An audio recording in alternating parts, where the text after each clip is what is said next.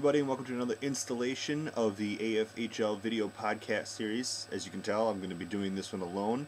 My work schedule did not allow all of us to get together this week, so you're stuck with just me. First, not to scare anybody, but if you have possibly been looking at transaction history, we've made transaction history. In week 1, Greg Patella has made a roster move. Now, like I said, I don't want anybody to jump out of a window or anything, but he's already made a roster move. This is big news, and it's going to bring us right into our poll question from week 1. The poll question was, will Greg's team suffer as a result of being the only team in the draft that was auto-drafted? And the league answered with a resounding yes. I believe it was a 10-1 vote that said, yes, Greg's team will suffer as a result of being auto-drafted, but he came out with a week 1 victory. This was a really big week for Greg to do something like that, especially if you take a look at their division. I'll pull it up here for you.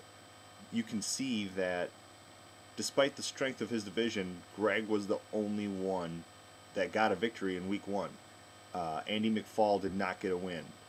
Derek's team, which was very well drafted, did not get a win. Brandon beat him on Sunday. Dean, who is still waiting for Sidney Crosby to come off of injured reserve, and everybody's talking about how this might even be the week that he comes back. He finally is able to get full contact in practice, and they're just kind of waiting to see how that affects him. Dean didn't get a win either, but all three of those teams are very strong, and it was a very big thing for Greg to win that game and jump ahead. So congratulations, Greg. I hope this streak continues for you, and all things considered, if you keep going like you did last week, you're going to have a good season. Now let's go ahead and take a look at another division that, just like last year, started off very strong. The Mighty Ducks division in the West. You've got the Good, the Lad, and the Ugly, Bill's team. They won last week. You've got Chemotherapy, that's Sean's team. They also won. The Flying V's, defending champions, Scott Lecky's team, they won. The only team that did not get a win out of this division was Austin's team, Boom Shakalaka. And that was a close matchup. This is going to be a tough division to beat. They're all well-drafted teams. They're all playing really, really well. If you want my opinion, I really think that Sean's team is going to be the team to beat out of this division. I think he did an excellent job of picking everything. Congratulations, Sean. And it's going to be pretty hard-pressed to beat Sean. We'll see how the division weeks shape up for this division. Let's talk about the freshly named Devil's Dominion division. Headed up currently by the brand new team, the House of Lords Aristocrats. They are Jason Loverick and Joey Brazzoni. They're my friends from work, and they also play on the Argonauts, and they're currently leading this division. They came out with a week 1 victory. This team was, again, really well drafted. Almost by dumb luck, according to Joey. He was just picking some players that he knew and was following a couple of key categories, and I think they picked a hell of a team. It's going to be nice to have them in the division. Currently ranked in second place is my team, Bill and Tenby's Excellent Adventure. Brand new name, separating from Pimpinate Parise, but again, sticking with the Devil's theme. Pretty handedly won against Dean's team, the Crosby Lists team that has no name, really. Up next, we've got Everyday I'm Buffalin', injured reserve from last year. Starting out the season 0-1. Davey, not the way you wanted to start. Your team still did well, but you didn't get the W, and at the end of the day, according to Gordon Bombay, you got to go for the W. And in last place in the division currently is Stagger Louet. They also did not get some things to go their way. They're kind of suffering in goalie stats, but we'll see how next week treats them when we get into division week.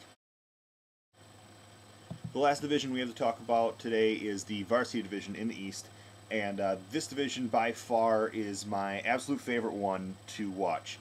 You've got two veteran teams in there, actually three veteran teams. You've got Brandon's team, Zidlicky from your head to your toes. Thanks a lot for making me say that. You got a win last week. Teacup Salmon, you won last week.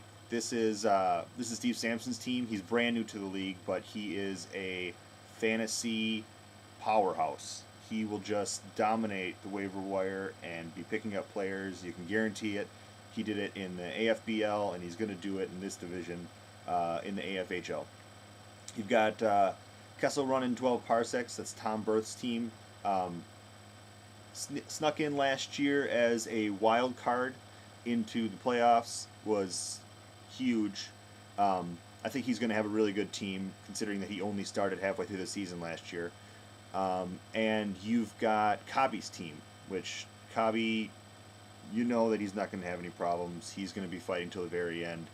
And that's going to lead us directly into the last part of this video podcast, where I talk about my commish pick for matchup of the week.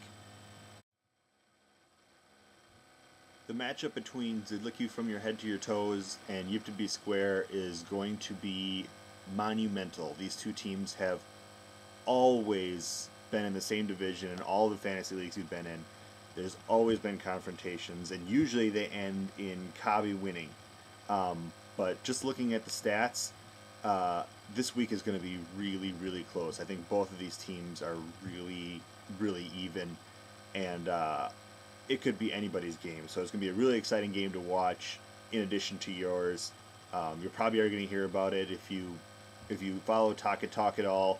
There's already been some back and forth where Brandon was calling out Kabi and Kabi was responding to Brandon. So this is definitely going to be one that you want to watch. They're going to face each other 3 times this year, but whoever wins this game in this first divisional week is really going to set the tone for the rest of the year.